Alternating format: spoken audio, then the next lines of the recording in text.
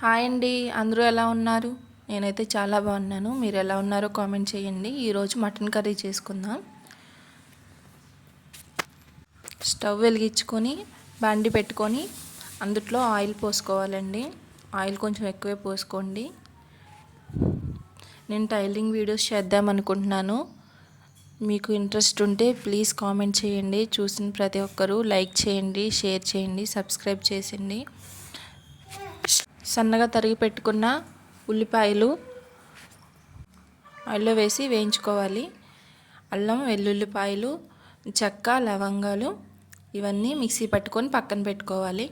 Onions వేగిన తర్వాతకి ఇలా కొంచెం కలర్ చేంజ్ అయ్యాక బ్రౌన్ కలర్లోకి వస్తాయి. అప్పుడు అల్లం వెల్లుల్లిపాయలు పేస్ట్ వేసుకొని లవంగాలు, చెక్క కూడా వేసుకున్న మొత్తం కలిపి పేస్ట్ చేసుకున్న మిశ్రమాన్ని వేసుకొని వేయించి పెట్టుకున్న ఆనియన్స్లో వేసుకొని వేయించుకోవాలండి. ఆయిల్ పైకి తేలేంత వరకు వేయించుకోవాలి. అందులో శుభ్రంగా కడిగి పెట్టుకున్న మటన్ వేసుకోవాలండి. కొంచెం అంత సాల్ట్, రుచికి సరిపడినంత సాల్ట్, కొంచెం అంత పసుపు వేసుకొని కలిపెట్టుకోవాలి.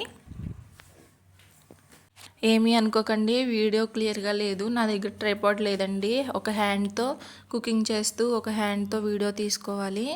మూత పెట్టుకొని మగ్గించుకోవాలండి. 3 టమాటాలు తీసుకొని కట్ చేసుకోవాలి. అందుట్లో వేసుకోవాలండి. ఈ ఆకు మీరు ఎప్పుడైనా చూస్తే కామెంట్ చేయండి. మాకు మటన్ ఇందుట్లోనే కట్టి ఇస్తారు.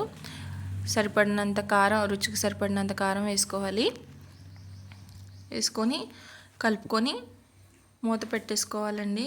ఇలా వాటర్ పైకి తేలేంత వరకు ఉడికించుకోవాలి. ఉడికించుకున్న తర్వాత ఇంకొన్ని వాటర్ వేసుకొని మెత్తగా ఉడికించుకోవాలండి. తర్వాతకి ధనియాల పొడి, గరం మసాలా, కొత్తిమీర వేసుకొని ఒక 2 నిమిషాల పాటు అలా ఉంచుకొని మూత పెట్టేసుకొని దింపుకోవాలి.